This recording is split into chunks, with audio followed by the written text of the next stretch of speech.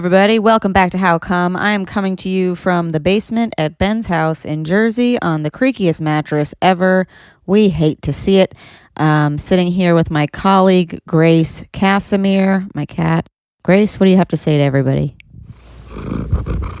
She's sitting next to me. Here, listen to her purring.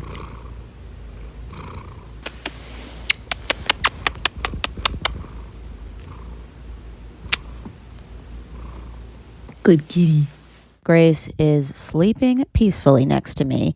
Maybe she's even having a dream or two.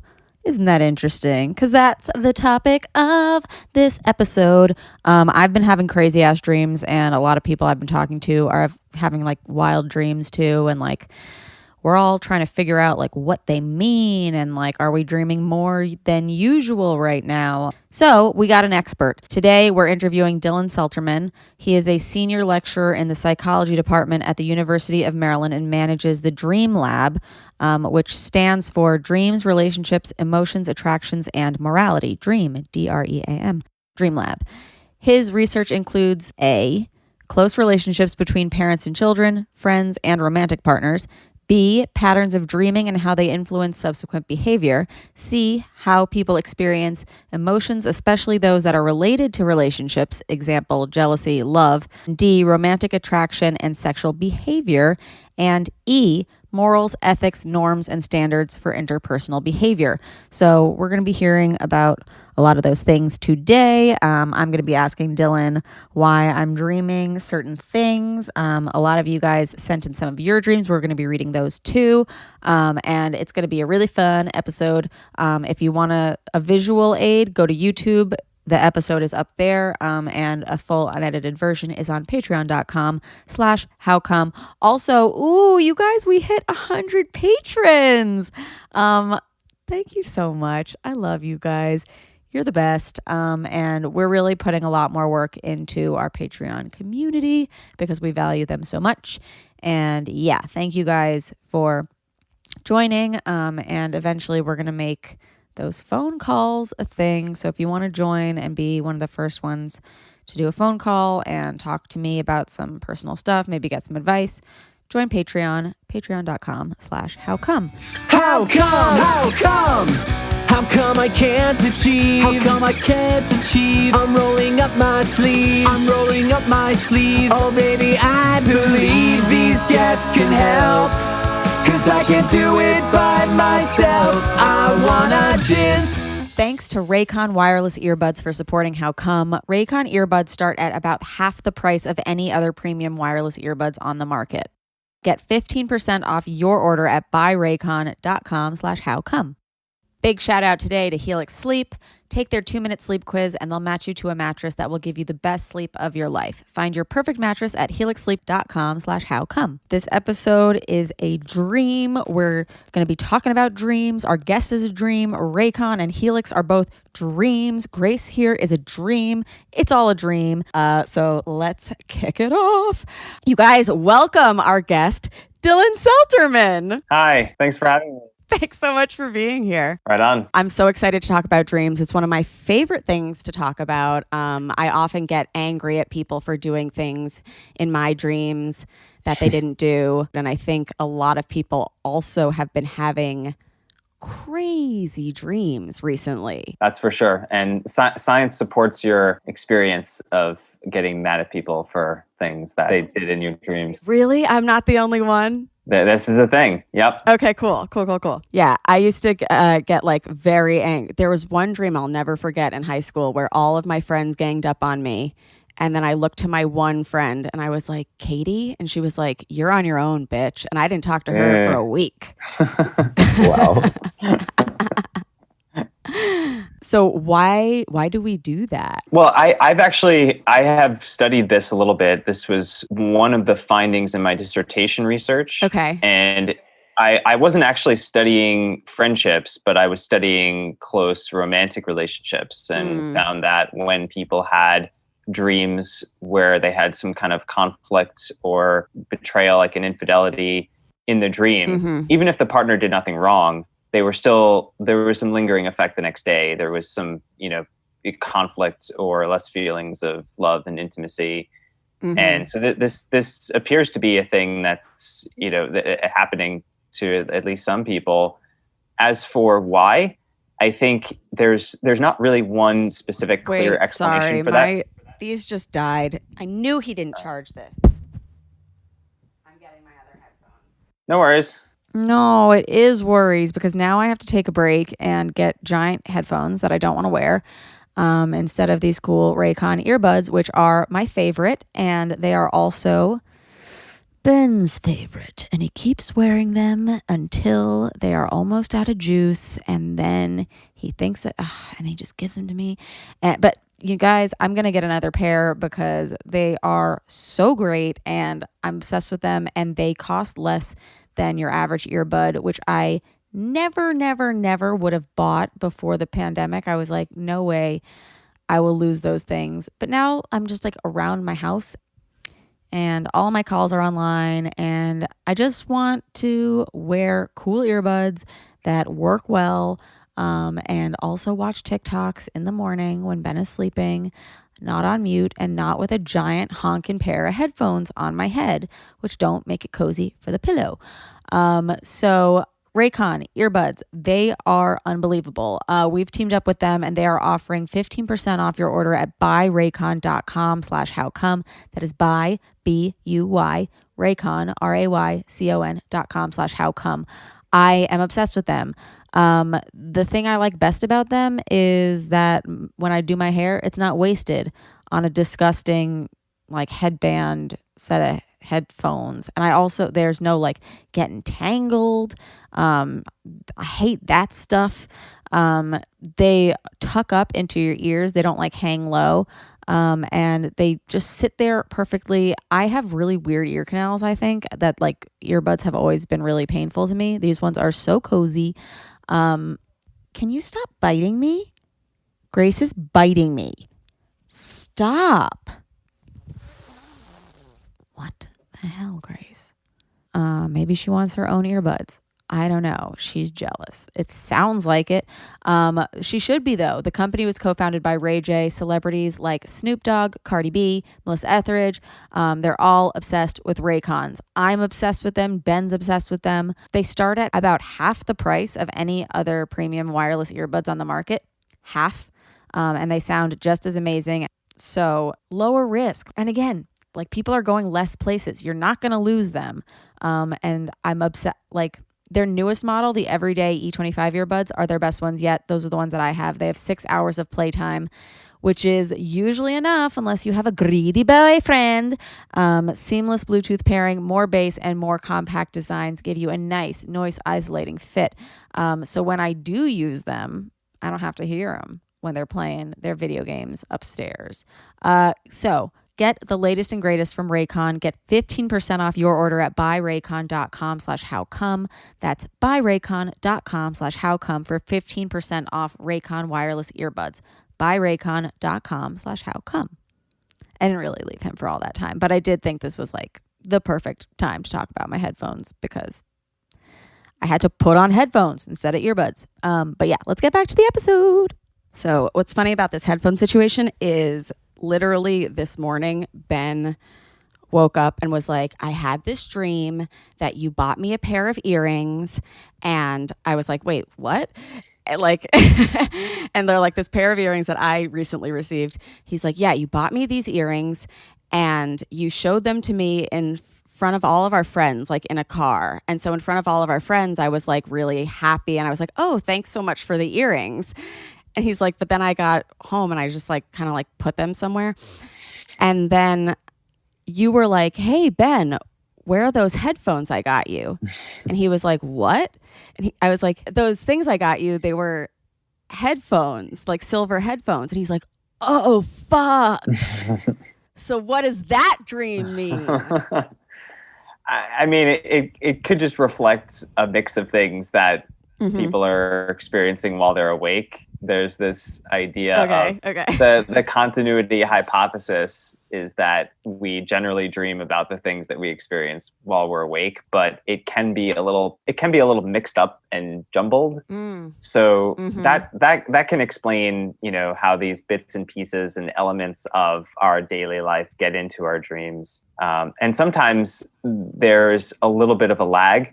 So there's at least I think one or two studies showing that when we have something that we experience in our lives, we can dream about it, that night or like a week later. And it doesn't seem that it's one way or the other, but it's probably the case that our minds are trying to figure out what is important and what's not important, and then some stuff gets filtered out, but then it might reappear. Headphones are important. Yeah. And earrings are also important. But initially when he started telling me about the dream, I was like, oh my God, I bought you earrings? Like, that's so cute. But yeah, so I've been, I think me and a lot of other people, a lot of companions that we've asked this question to have been having like crazier dreams during COVID. Yeah. And I know that that's something that you have looked into. Can you like kind of tell us about that and like why this is happening? Yeah. I mean, I've had these dreams personally. Like I had the COVID antibody test like a month ago, and I was dreaming about getting the results. Like it was, permeating into my dreams. I've had social distancing dreams where I've tried to like keep away from people on the street. I've had dreams where I like accidentally touched my face with my hands that weren't clean, and it's very common for people to have like very vivid dreams and think about the stuff that's changing in their life. And that there's been such tremendous change in people's lives, so it makes sense that our dreams would reflect that, and that we would be trying to navigate this new world we're in.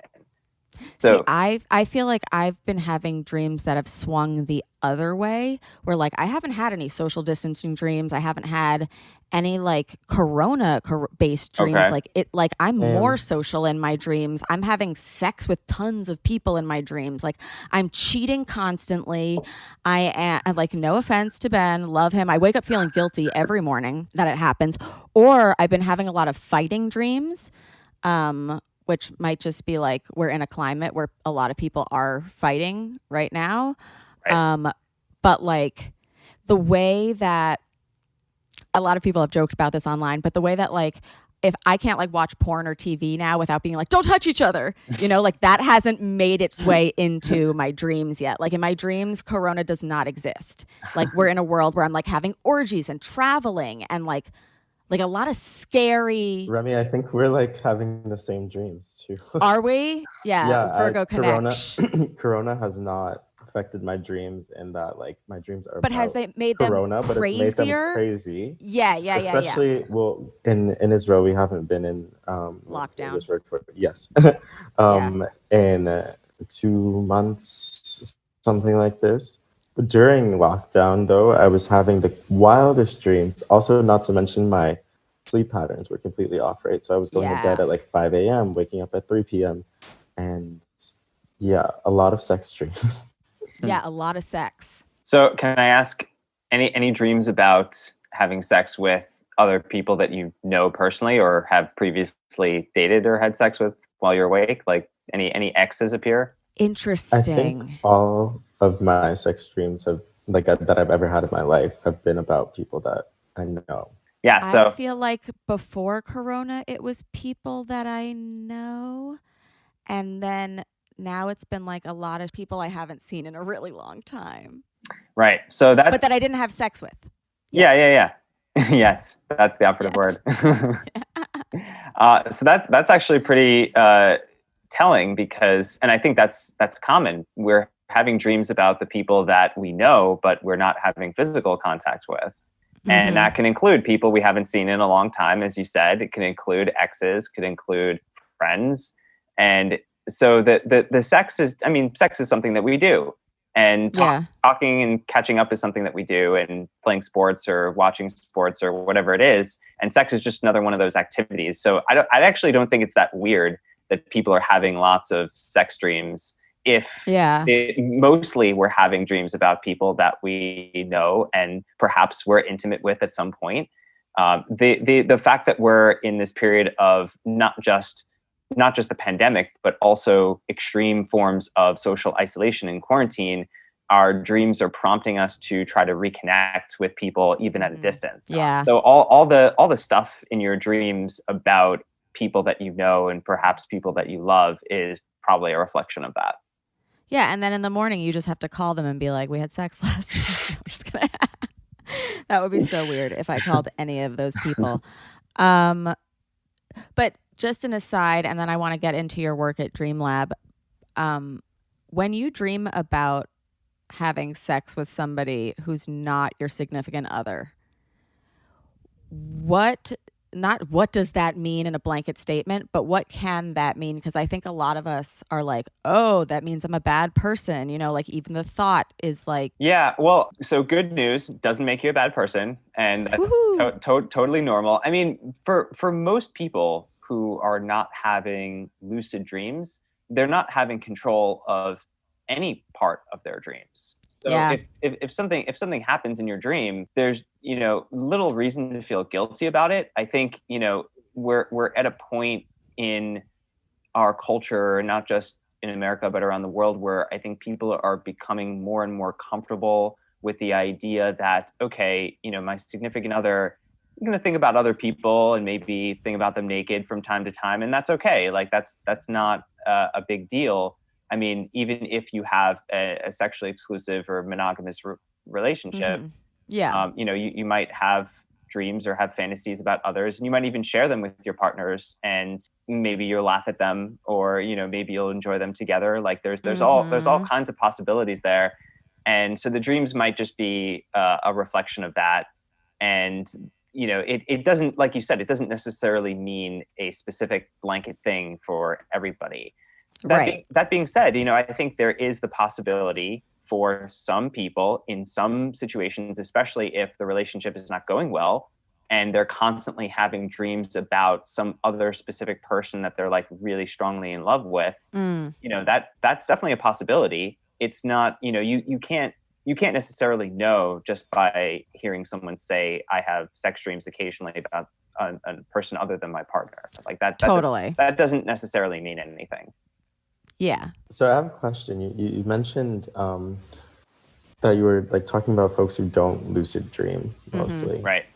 Almost all of my dreams, at least the ones that I remember, are lucid. What? At some point. So let's go over lucid dreaming a little bit. So lucid dreaming is when you are aware that you are in a dream and you can kind of, you know, control it, at least to some extent. It's Inception. Yeah, like Inception, right. Exactly. Everybody learned about lucid dreaming in Inception. So you're saying you have those like regularly all the time? Like you can control what's going on in your dreams constantly? I'd say since about like puberty or so. Oh, that's like, so horny. I love that. I have like I have a lot of control in my dreams. I'd say that doesn't mean that I don't have Okay, so when we're both having sex with a lot of people in our dreams, like I'm doing it by accident, but Gabrielle's just going out and getting it at night. So not necessarily. Usually what happens is like when some sort of like intense sensory thing happens in a dream that I'm not controlling, then I become then like, you aware can snap of it. into right. Yes. Right. And I don't know what the like science is behind that. Like perhaps it's because it's like connected to something like a physical reaction in the body or something like this. Yeah, I get what you're saying. That used to happen to me when I was younger. It would happen that something extreme would happen in the dream, and a part of my consciousness was like, wait, that can't be right. I must be dreaming.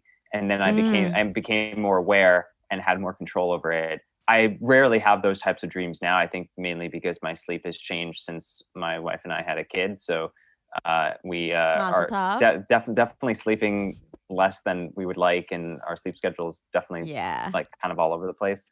But okay, so that's very interesting. So then, you're having at least part of your dreams be lucid, and that's actually what a lot of people who regularly have lucid dreams will report. They'll say that, they train themselves to recognize something that's either off or weird or extreme, and then they realize they're dreaming, and they can have a little bit more control over it. So that's pretty good for like nightmares, actually. It can be great for like nightmares if you can snap out of it. Yep. And there's ways to train yourself with various like mnemonic device strategies. You can, train yourself to recognize when you're in a dream. I've tried some of them, and they actually haven't worked that well for me. Like, supposedly it's difficult to read fine print in dreams, so you can kind of train yourself to recognize that. But I've read things pretty clearly in my dreams, so I guess that didn't work for me. But there's other kinds of mnemonic devices that you can use to kind of train yourself. Interesting. See, okay, I feel like lucid dreaming is like dreams 401. Right?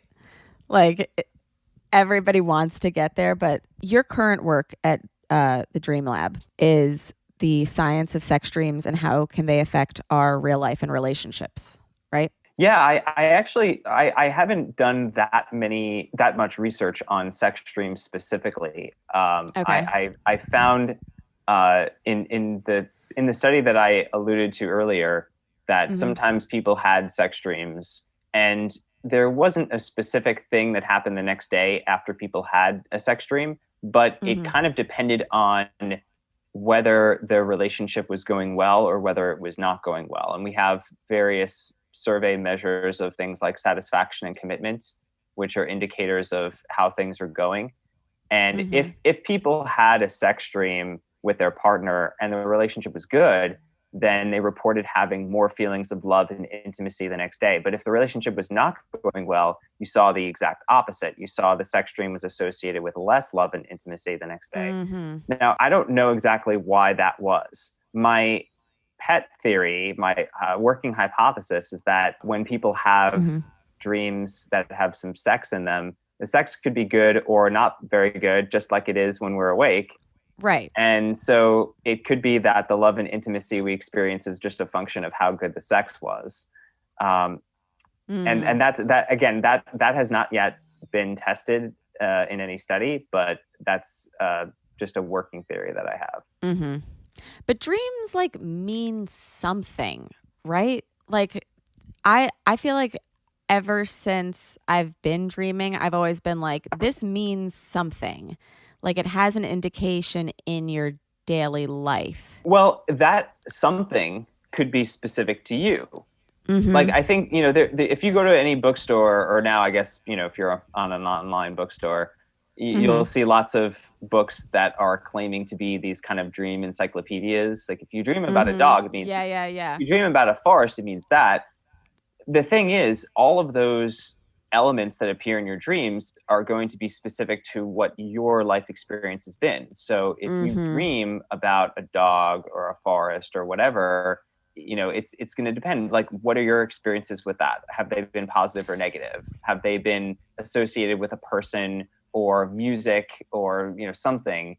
And then that's what it means. It means whatever your mind creates in terms of that meaning, which could be completely different from another person's meaning.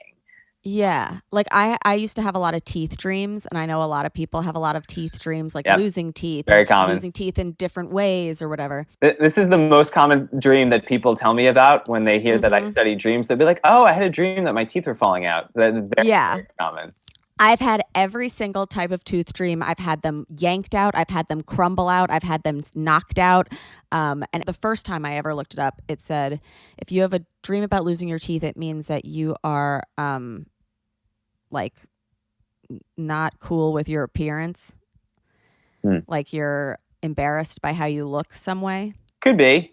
I mean, again, they're so common. And I would think at least some of the people who report having this dream are comfortable with how they look, but maybe maybe they had some memorable experience losing a tooth when they were young, and that is another element that is in their lives and in their dreams. Or maybe some of them, thought about going to dental school, and maybe some of them did, or maybe they didn't for whatever reason. But it really doesn't mean anything specific as far as I know. Yeah, the first time I read it, it was like, you are insecure specifically about the way you look. And then I just took that such to heart, and I was like, oh, I'm insecure specifically about the way that I look, which is true.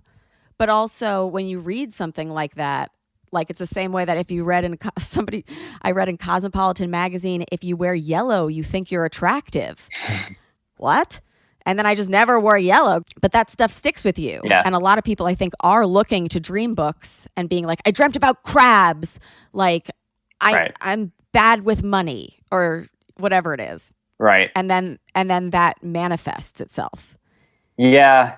You may be onto something. It could be like a self-fulfilling prophecy, but there's no science. There's no science there. There's no like study that actually maps on specific things to whatever's going on, universally. Kind of like therapy, But speaking of sex and orgasms and all that stuff, wet dreams and sleep orgasms versus sex dreams. What's the deal? Yeah, this is, I mean, people have nocturnal sexual arousal and orgasms. That's, again, very, very normal, very common. It may sometimes be occurring when people have sex in their dreams, but not necessarily. And there's some biological theories for this. And if you look at some of the researchers who study dreams, they also study sleep and the biology of sleep. And the experience of nocturnal sexual arousal is actually something that is not specific to humans. Apparently, other mammals have it too. Whoa. And there's also some research showing that this generally happens during rapid eye movement sleep. And this has led some scientists to think that rapid eye movement sleep, which again is also not specific to humans, other animals have it too. That's crazy. It evolved to facilitate social bonds between close people. So we have sex dreams, we have nocturnal emissions and orgasms and sexual arousal as part of our mind's way of facilitating those kind of attachment bonds. And so we see the same thing in other mammals as well. Cool. So, do we know what animals dream about? No, but we can look at their brains when they dream, and we can look at their bodies when they dream, and we can. They do the same thing as us. They blink their little eyes and they twitch. Right. Yeah. So we don't yet know what dogs dream about, for example, but because they're mammals and because we're mammals, and there's probably some similarities. There's probably some mental activity when they're asleep. If they're in rapid eye movement sleep, there's probably some stuff that's similar to the stuff that's in our minds. This is a little bit of conjecture. We're going beyond a little bit beyond what the science allows us to say, but I think it's a reasonable hypothesis to say there's going to be some similarities there. I think dogs are dreaming about strangers. I think they miss being pat by strangers. I know I miss patting them. Well, there's another idea, this notion of dreams as a kind of wish fulfillment, which is a very Freudian idea. There's also not a lot of evidence there from science. Because if that was true, we would not see as much of the kind of continuity between our dreams and our waking lives. Because we see so much continuity, it's unlikely that wish fulfillment in a Freudian sense is driving all of this. It's more likely that we're just kind of incorporating the stuff that we normally that you see, or or stuff that's on your Twitter timeline. Like if you have a thought, that could also make it in. Yeah. Like it doesn't have to be like an actual thing that happened. True. Right? True. If you do want it to be wish fulfillment and you are trying to lucid dream, because like I feel like a lot of people are trying to get out and like fuck people. Yeah. And exactly. Like how What's step one of lucid dreaming 101? Like, so I don't know that there's a step one, but I think a lot of people will start out by saying, I don't really remember my dreams, or I'm not even aware that I'm dreaming at all. And I think for those folks, it makes sense to start recording your dreams. And, you can keep like little pen and paper next to your bed, or maybe a voice recorder or something like that. And just as soon as you wake up, like jot down or record whatever was in your dream. And then you get into the habit of thinking about your dreams when they happen. And I know some people might, and I've done this sometimes, when it's like you wake up in the middle of the night and you don't really want to wake up and do that. So you're like, I'll remember it in the morning, but then you never do. I did that last night. I was like, no shot, I forget this dream. And now I'm like, I don't know. Right. And a lot of people, they say they don't dream. It's likely that they're just not remembering their dreams. And so part of the problem there could also be bad sleep hygiene, like either not getting enough sleep, or maybe too much sleep, or you're just feeling tired all the time. And I got to say, like, this is where culturally Americans are pretty weird. Like we don't really value sleep in a way that most other cultures around the world do. Most other cultures, it would be really weird to do the kinds of things that we do with sleep. We stay up too late, we wake up too early, we burn the candle at both ends. And you can kind of see this, like, we don't have siesta. Right, exactly. So we don't have designated periods of time during the day to relax and take a little nap if you need to.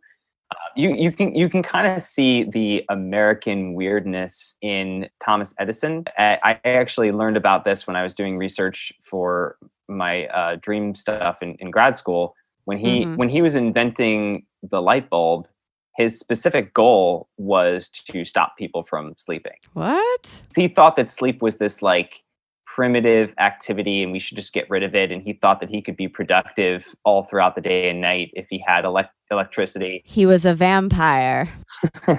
I think he was also some kind of masochistic asshole. Like, I know we're all taught to like love the inventors like Edison who made these improvements to our lives, but I would say it was a negative impact on our culture if we are now thinking that we should just minimize sleep and work as much as possible. That doesn't sound healthy.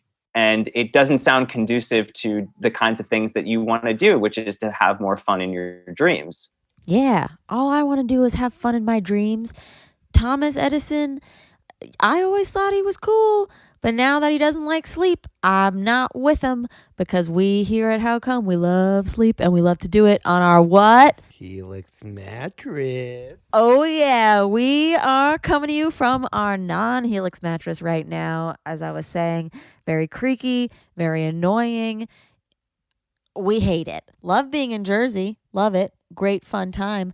But miss my Helix mattress once again. And once Ben and I decide where we're going to land for the rest of this pandemic situation, we are going to figure out where we're going to get our next Helix mattress, because they are amazing. They are so good for sleep. They give you the best sleep of your life, the hardest knockout, like actual restful sleeps, which is what you want. A lot of people are having trouble sleeping today because of there's a lot of politics going on that might keep you up at night. Maybe your love life is not the greatest right now. Maybe you're having stressful dating things and you just can't sleep at night. There's other drama in the world. Maybe you can't come. Maybe you're like stressing yourself out, and then after like not coming, you just would like to go to sleep. We want you to go to sleep and feel good and feel better, and then wake up recharged the next day to take on the day and have a better life from a better sleep. I hate sleeping on a terrible mattress. It's horrible. There are two mattresses in this room right now. One's on the floor, one's on the bed, and both are just garbage. And my back hurts, and my dreams have been wild, and I've been having to like edit myself harder because I don't even speak good sentences anymore here. And maybe my content is putting people to sleep. But if it is, sleep on a Helix mattress. I know that some of you are sleeping on some saggy, horrible mattresses just like mine, and you deserve better than that. So give yourself an upgrade. There is nobody on the planet like you, so why would you buy a generic mattress built for everyone else? Helix Sleep has a quiz that takes just 2 minutes to complete and matches your body type and sleep preferences to the perfect mattress for you. If you like a mattress that's really soft or firm, you sleep on your side or your back or your stomach, or you sleep really hot. With Helix, there's a specific mattress for each and everybody's unique taste. Helix also, as we've said many times, designed their mattress with sex in mind. If you are quarantined or you're just, living out your life with a person right now and you're not having great sex and great sleep, get a Helix and you can have both. That's so exciting. They've got springs and foam, so it has the perfect level of bounce. And the springs are incredibly quiet and they won't sag even during those non-sleeping activities. I took the quiz and I was matched with the Helix Sleep Midnight. I initially wanted something really fluffy, but after taking the test, Helix was like, no, you need something a little more firm. And my body was so much better for it. Those 5 days I had in the city before we came out to Jersey, so good. I slept like a rock. So if you want to sleep like a rock, if you want to have amazing dreams, maybe you want to practice lucid dreaming. Apparently, you can only do it with good sleeps. So go to helixsleep.com/howcome. Take their 2-minute sleep quiz. They'll match you to a customized mattress that will give you the best sleep of your life. They have a 10-year warranty, and you get to try it out for 100 nights risk-free. They'll even pick it up for you if you don't love it, but you will. Helix is offering up to $200 off all mattress orders and 2 free pillows for our listeners at helixsleep.com/howcome. That's Helix, HELIX, sleep.com/howcome for up to $200 off. Ben, are we going to get another Helix? Please, dear God. Okay, let's get back to the episode. Yeah, no, I feel like I am more tired more often after a busy night of dreaming than I would be sometimes if I just didn't go to sleep. Like, I feel like I've been having so many, not to say sleep, like sleep rocks. It really does. When it's hard and it's like you're out, but I maybe it's just a personal thing, but I dream so stressfully that I'm like, I know I'm in REM. You have to be so deep in there to dream, right? And then to have like I'm constantly at weddings when I don't have something to wear, or in school and I have a test that I haven't been in school in 10 years. Like, I'm just busy all the time. Like, what is that? Yeah. So yeah. I feel like I'm the opposite though. Where I'm aware of the dream is usually if I wake up briefly and then go back to sleep. Mm-hmm. And it seems like, for me, it seems to be like that shallow sleep that's close to like when I'm gonna actually wake up, that I'm actually like able to like control and remember. So that happens probably in the morning, right? Not in the middle of the night. Yeah. So Exactly. when we are the way sleep patterns go, we usually have longer periods of rapid eye movement sleep later in the sleep cycle, so more towards the morning when we're about to wake up. So that kind of explains how you're describing it, where you're kind of in and out of sleep. So it's a more shallow sleep, but it's also a deeper sleep in the sense that you're in REM. So you're having those more vivid movie-like dreams rather than the kind of fleeting or just random image dreams that you might have in the middle of the night. Who, him or me? Gotcha. Gabrielle. Oh, not me. Yeah, you're describing, I think. I remember everything. Yeah, I mean, most of the time, and it's like long journeys. I mean, the dreams that you described sound like they're very. They're very common. The dream that you mentioned about being in school and there is a test. Mm-hmm. I have those too. I know people who say they have them and they've been out of school for like 10, 20 years, mm-hmm.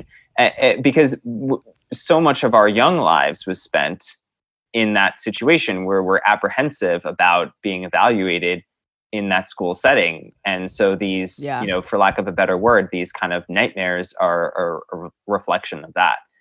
It's really a shame. Like school, it's very damaging to people's well-being and their psyche. I'm a big proponent of school reform in part for that reason. I don't think that it's a healthy environment. And that is in the traditional form. I think, there's some alternative schools. Learning is great. Yeah, learning is great. Exactly. But like the place that you go to be compared to your peers every single day, like there's a reason a lot of us are like, okay, I'm just going to be myself after high school. Yeah. Like it definitely is a weird environment. And I'm curious to see how these kids who grow up being taught by their parents or being taught at home, because like a lot of these kids are going to get homeschooled during this pandemic. Yeah. And I wonder how they're going to grow up versus us.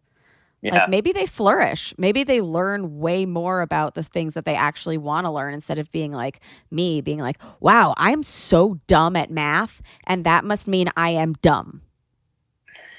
Yeah, I think that's a question we're all curious about, and it'll be interesting to see how the next generation of people who experience this pandemic are gonna end up. And I think most people who have gone through the traditional schooling model are very concerned and afraid for how kids now will turn out. But I agree with you. I think it is just as likely that they will flourish if they're focusing on the things they truly enjoy and spending more quality time with their parents in general. Like, I think that's going to happen. If their parents are nice and if their parents are good teachers. Exactly. Yes. If there's no Those domestic abuse going on. Too. Right. Exactly. Yeah. It could be detrimental. So I want to get to companion dreams that have been sent in. But first, I just want to talk a little bit more about Dylan's publication, Dreaming of You, which discusses how dreams about significant others with negative content like jealousy or infidelity can result in actual deterioration in real life relationships. That's happened to me. Yeah. So in that particular paper, my colleagues and I were looking at kind of day-to-day life and how when, like you said, when you have some kind of conflict or jealousy or infidelity, that can spill over to the next day. And this is while we kind of statistically control for the previous day. So, day-to-day things tend to correlate. And so it could just be that people are having bad days all the time. But we show that that's not explaining what's happening here. There's a unique role for the dream relative to everything else that's going on. That being said, to your point about could this be detrimental to the relationship overall, or is it just you have a bad day because of the dream? That we don't really know. I mean, I know from the study that a few people did break up with their partners, and they said it was because of the dreams that they were having. Yeah, but that could be a self-fulfilling prophecy thing too. Certainly could be. Yep. So, but we did get I used to think, because I used to have dreams about my ex cheating on me all the time or being with other people, and I would be like, I feel like my dreams are conditioning me to be prepared for what's going to happen. And did he ever cheat on you in waking life? Yes. Really? But he never confirmed it. It was something that I had or rather, I never got confirmation that it happened, but I know that he tried because of conversations that I had found. But there was a companion who wrote in, and she was like, I had a sex dream once that my now ex-boyfriend cheated on me, and a few days later found out that he actually did, and the real life scenario was scary similar to my dream. There were specific people in the dream who were actually there when the cheating happened in real life. It was at a party, and that's the most realistic dream I've ever had, and I'll never forget. Sometimes they are real. And then she did a mind blown emoji, which is Yeah, well, it could be that there was something because sometimes people can tell if their significant other is checked out, or if their behavior is changing in other ways. Like if they're suddenly talking differently or dressing differently, it can mean that they're trying to sleep with someone else. And then someone might have a dream about this kind of apprehensiveness, like, is my partner cheating? I don't know, but I'm having a dream about it. And then it turns out it actually happens. So you kind of have a chicken or an egg thing going on. Yeah, like the subconscious slipping in again, that it's like you might have known, and maybe your dream is just telling you what you know or what you think you know. Right. But the thing is that just looking at the dream by itself, again, doesn't really tell you very much, because there are some people who might have those kinds of dreams due to an underlying insecurity that they have. And this was another finding that I had in the study that you mentioned, that people who are insecure in their relationships tend to more frequently dream about betrayal. So that's not because of something that their partner is doing, but because they are dealing with that kind of underlying insecurity. And they have teeth dreams. That I did not find the teeth dreams being a function of insecurity. Yeah, no, I know. Dylan, I know you also, I've read some of your research as well about sort of attachment tendencies in relationships. Yeah. So I guess that is sort of tied into people who might be having dreams, like people who... what is that? Yeah. Talk to us a bit about that.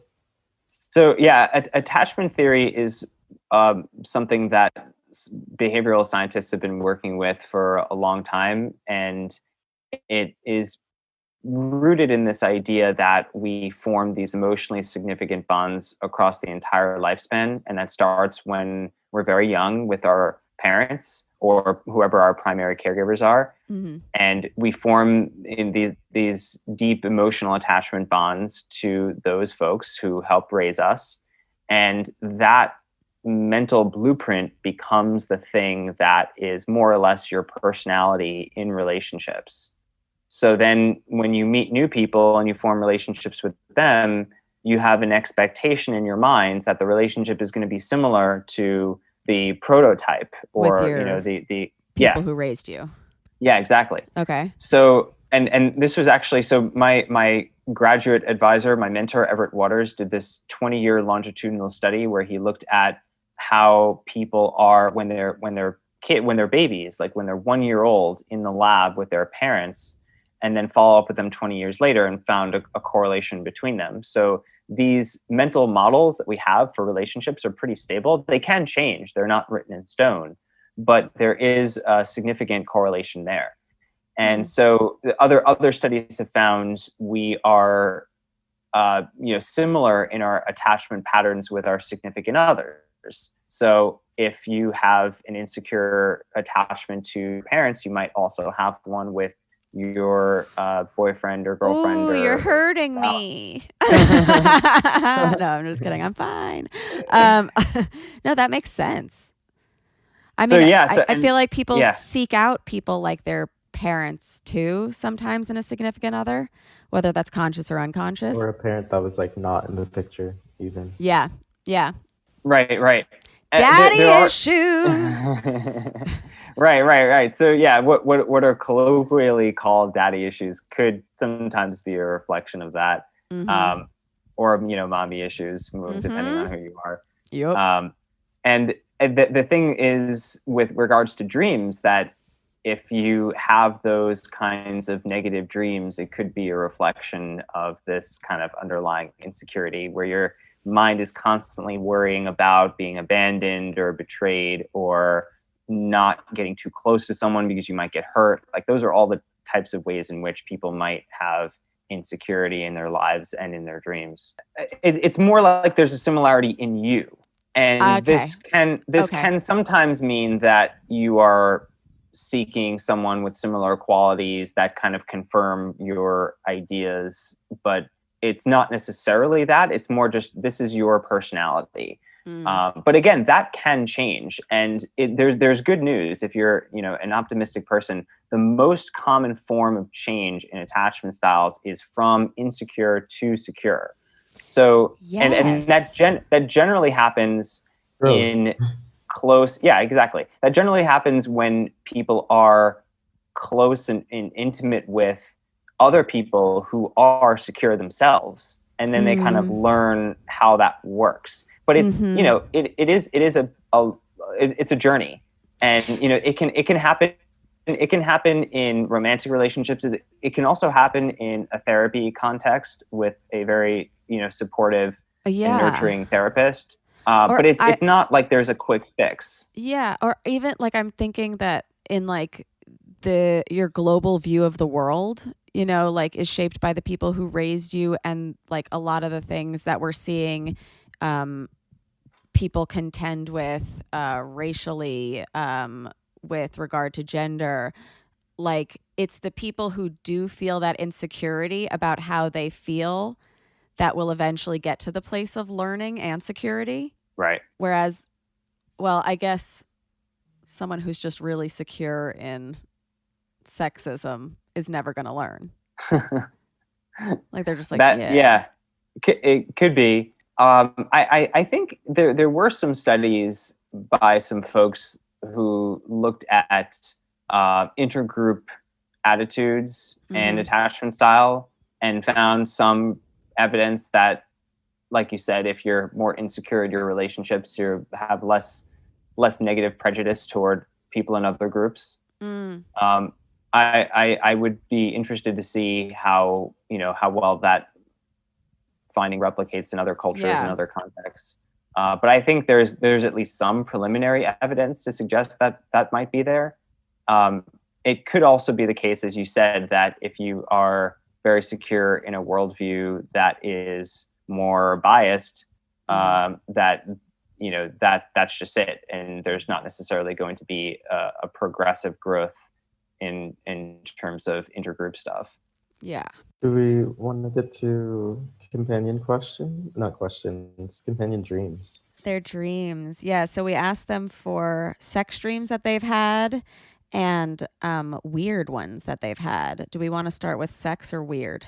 Or both?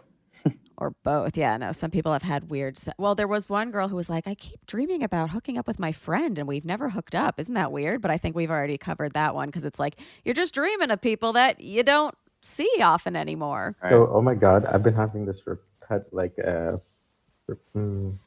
repetitive dream. Reoccurring. Yeah, reoccurring. Yes. Yeah. About not even a friend, like an acquaintance that I had in elementary and middle school, who like kind of bullied me actually a little bit. Wow, you guys are about to get deep into my like. Okay. Psychology. Okay. So like I found this person like very attractive, but like we were never close, and like I said, they would bully me. I keep having like this sex dream that we are having the most amazing sex I've ever had in my life. And I've never had an orgasm in sleep before, except for like when I've had this dream. And it's driving me literally insane. I have not talked to this person in years. I don't even know like what they're doing in their life. Oh my God. Dylan, what does it mean? It's a lot. Yeah. I'm honestly not sure. It's rare that people tell me that they have sex dreams about someone with an actual orgasm too. Well, that actually is not as surprising. I mean, that can happen. Okay. I think the surprising part is just like the way you framed the initial interactions you had as very negative. Like he bullied you a little bit. That's that's the part that I mean, usually people don't fantasize about having sex with people that they have a negative interaction with. Let me tell you something about queer men, because this is actually because it manifests itself in awake life too, right? Right. A lot of queer men were bullied as children, right? Particularly by straight men, whether they're like in their families or people close to them or friends at school, whatever. And so it sometimes manifests itself in this sort of wanting to fuck those men. Yeah, exactly. And I was like, is this like me trying to like compensate for the fact that this person was like horrible to me as like a child? Yeah, or like reclaim like being like, no, I fuck you. Like, no, we do nice stuff together. Yeah, maybe. We don't make fun of each other. We do nice stuff together. That's really interesting. I think that should be the next study is has sex dreams about people in that context. Fucking your bullies. Sign me Right, up. right. Mm-hmm. Yeah, Right on. So I'll start with some of the companion ones. A lot of them have been having orgy dreams. Same. Never had an orgy in my life. Gabrielle's having orgies too. Amazing. This is a tooth dream, but different. I dreamt about having sex with my dentist on the chair, and I'm scared to go to my appointment now. I think that's another one of just people that you're accustomed to seeing that you're not seeing anymore, right? It could be. Yeah. It could be. I wonder how much pornography that person consumes, because there's always these like fantasies about having sex in places and with people that you wouldn't normally have sex with, like, library sex, or, just, you're having sex with a doctor or a nurse, or in this case, a dentist, like that. Yeah. It sounds like a more pornographic fantasy. So true. So that could be it. Or she has a really hot dentist like me. My dentist is so fucking hot. I would pay to lucid dream about fucking him. This girl says, not a sex dream, but I dreamt I nip slipped my high school boyfriend's dad, and he was into it.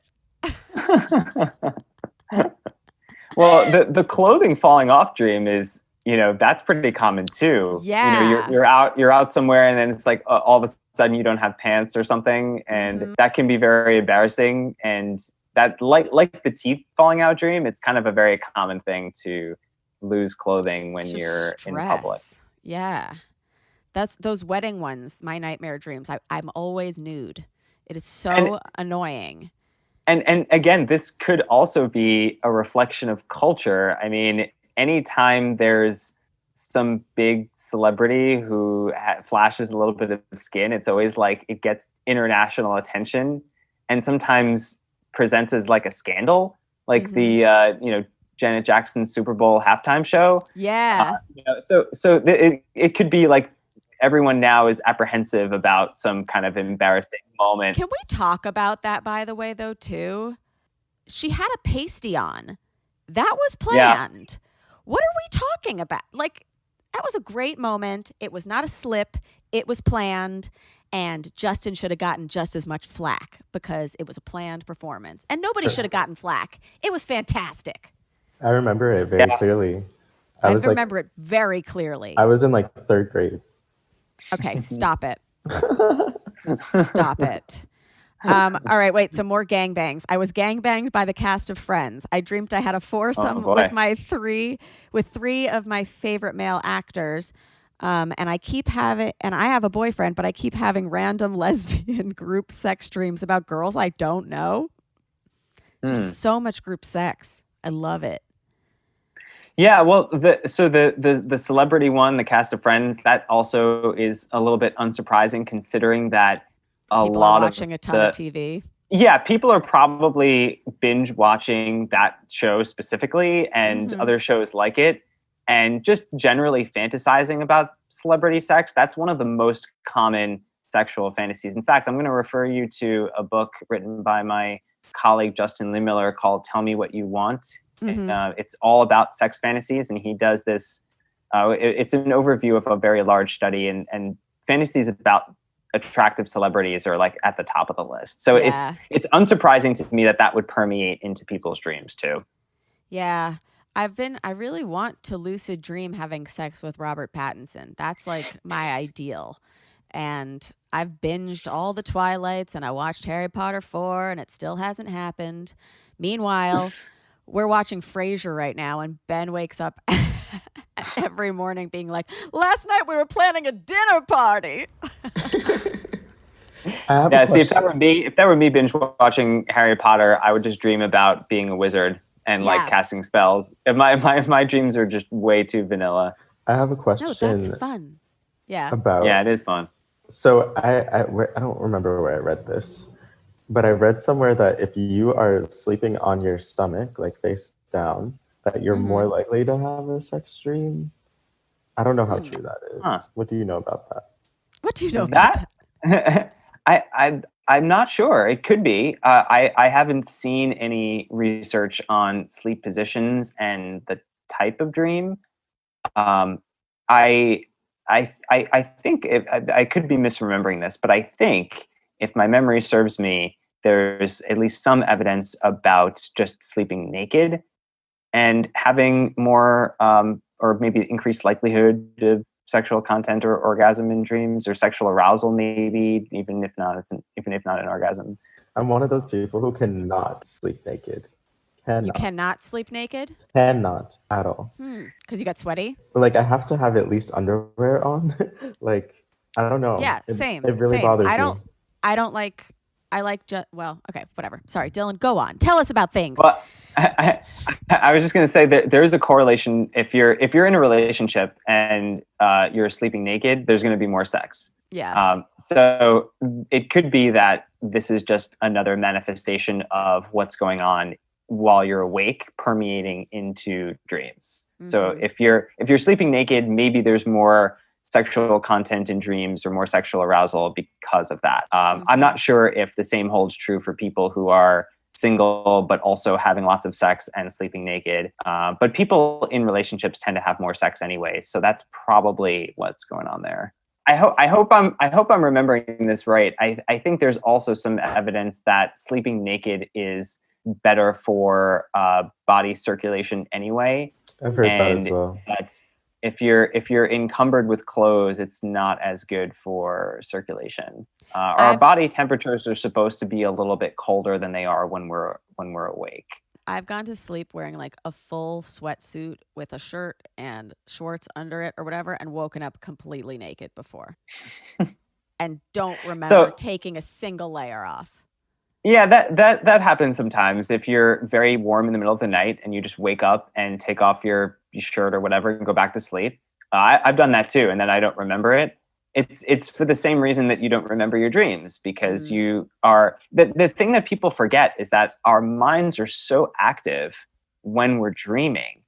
And it's like your mind has to get back to work, and then some random thing that's probably inconsequential from 5 hours ago, you're just not going to remember it. Yeah. And the same would be true during the day. Like some random thing that you did 5 hours ago, you're not going to remember either, because your minds are so busy throughout the day. So it's the same when you're asleep. Yeah, but then there's some dreams that you remember like for the rest of your life. Or like there are dreams that like, I had this reoccurring dream when I was a child, and it was like very witchy and very cool. Like I was going into this like witch's lair and stuff, and I hadn't had that dream until like a year ago again, and I was like, I'm back here? Like, what is that? Yeah, I have a similar experience of like, it's not the same dream, but like there's certain places that are like real places that like I've been in my life. And they look a certain way in my dreams, and like they look like more exaggerated in my dreams. But they'll like, always look that way in your dream. But they'll always look that way. Yeah. In my dream. Yeah. Like this witch layer is like like I know what it looks like. Like it's not what you're picturing. It's like a lot of staircases, and then it kind of looks like a science lab. And like they're very high-tech witches. It's very exciting. But when you revisit a dream like that from childhood, like does that mean that you're having like a like my friend Gabby and I, we always say that we have these life cycles that like we'll have the same fight every 10 years, but we're just like a little more mature every 10 years. And like, I was thinking that like, maybe that was a similar thing. Like, am I going through like another period of like growth or like something that I was going on at that time? Yeah, that's interesting. It could also be that there's something that you experienced while you're awake that kind of prompted you to think about that period, even if you're not, you may not be going through a specific like cycle, but it could just be that there's something that prompted you to think about that period in your life, and then you have a dream that like this happens to me if I randomly hear a song on Spotify or something that I listened to many years ago, and then I remember that period of my life and where I was and who I was with, and the memories associated with that music just come flooding back, and then I might have a dream that also reflects that. So it could be that rather than going through a kind of cycle of development, it's more just, oh, I'm remembering now what was important to me, and that kind of reminiscing and nostalgia is in the dreams too. Yeah. Can you dream colors? I heard that colors are not in dreams.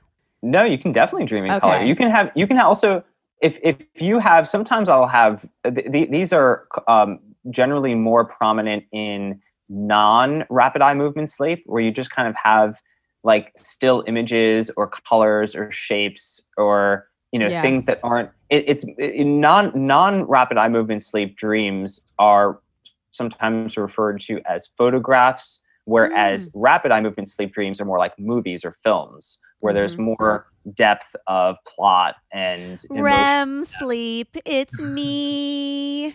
That's why I dream so hard, because I'm REM. I have a question about dreams after like a traumatic event. Yeah. So I had a traumatic event happen, and I had this series of dreams that, even though they were different each time, it was all the same premise. Have you done any research about like dreams after PTSD? Is like I would assume so. I work with survivors of sexual trauma, and usually it's because there's a disruption in the stress response cycle, or the inability to complete the stress response cycle. So are these dreams maybe perhaps like our subconscious attempting to do that? Yeah. So you've identified a phenomenon here that is, again, very common for people who have experienced trauma. If you look at the DSM, one of the ways in which people experience PTSD is recurring nightmares and recurring thoughts about the trauma that they experienced. So this is definitely very common.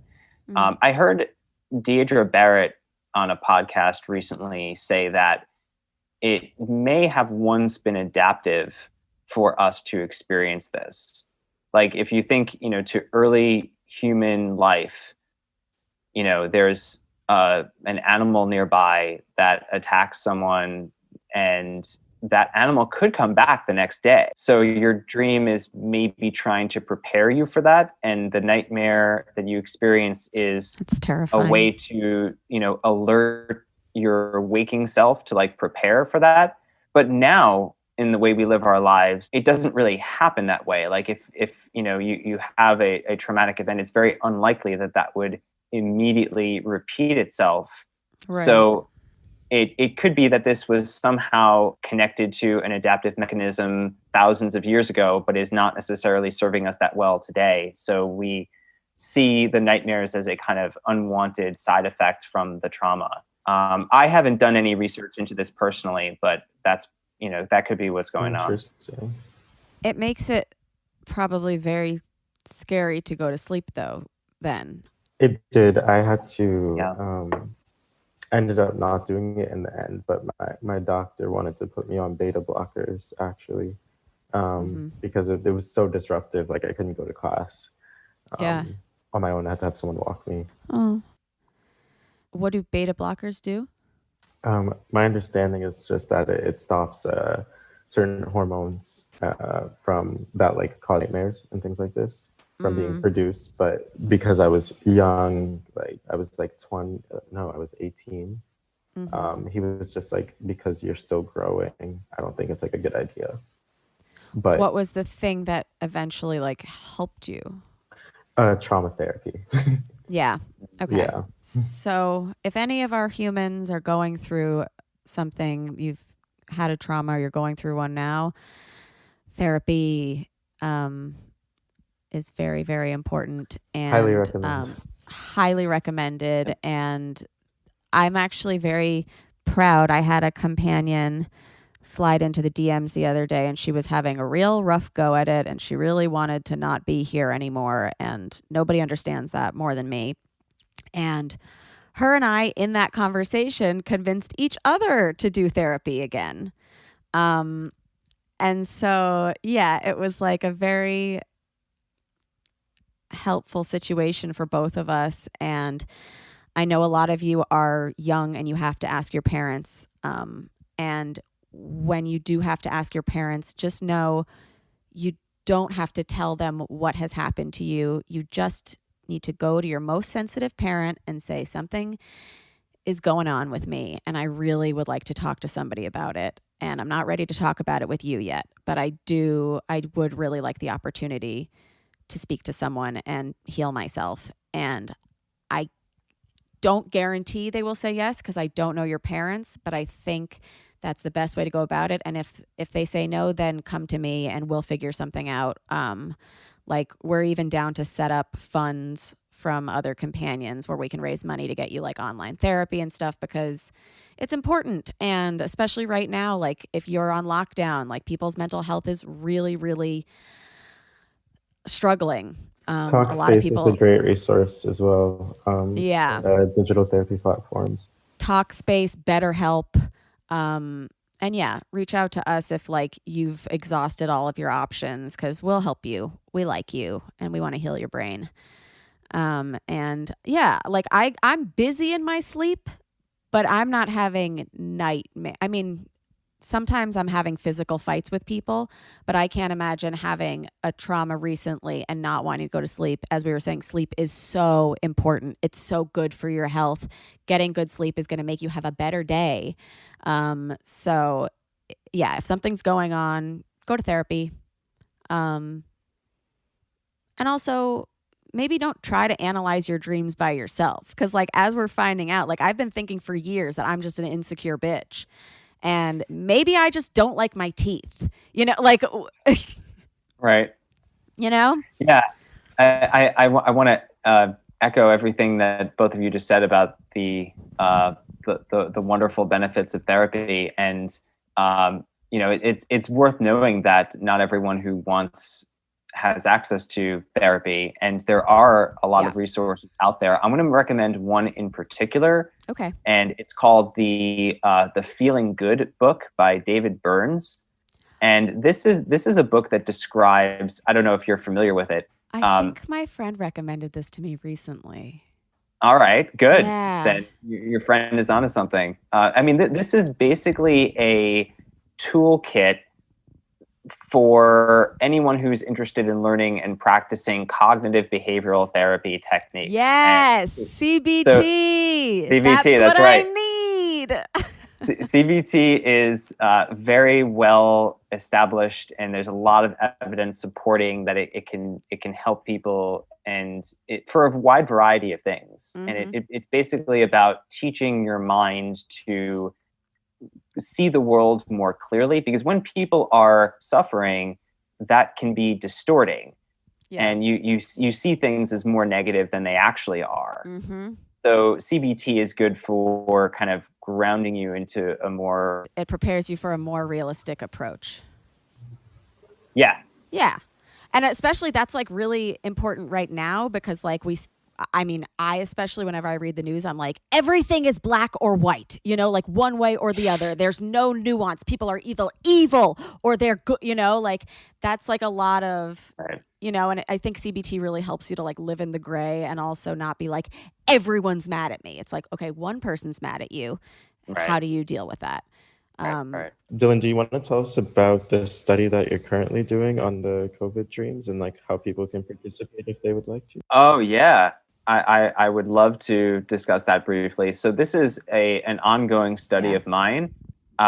And I think I sent the link to you, but I can send it again for anyone who wants to participate. So basically, it's a study on dreams during this, you know, pandemic period we're in. Anyone is eligible to participate as long as you're over 18. Ooh. It's a 2-part questionnaire. So the first part you can take whenever you sign up, and there's a space for you to tell us about your dream, whatever dream that you've had recently that you feel is the most, you know, kind of emotionally memorable or significant to you. Mm-hmm. And then there's some more questions about your experiences and thoughts with regards to COVID, with regards to general well-being. And then there's a follow-up 1 week later where we ask again those kind of similar questions. But it's an entirely online study. Awesome. So you can access it from anywhere you want. And as a little bit of compensation, there's a chance to win a little gift card, just a $25 gift card if you participate. But usually, I think that the people who participate in the studies are just interested to share their dreams and their experiences, and so that's the main benefit.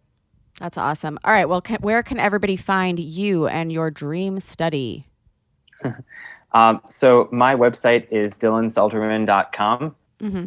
And there's a specific link to get to the dream study, and I'll share that with you. Awesome. We'll put that link below in the description. Dylan, we have to ask this to everybody after we've had a sexual experience, which this has been. Did you finish? Did I finish? Yeah. Oh. Yes, it was lovely. Okay, amazing. Thank you for coming. Thank you for having me. And we'll see you next time on How Come. Bye. It's not you, it's me. I try so hard to finish honestly. They say you'll know when you go all the way from A right down to O. Oh no, I think that I still got a ways to go. Oh, I'm sick of this and I have got to know. How come? How come? How come I can't achieve? How come I can't achieve? I'm rolling up my sleeves. I'm rolling up my sleeves. Oh baby, I believe these guests can help. 'Cause I can't do it by myself. I wanna jizz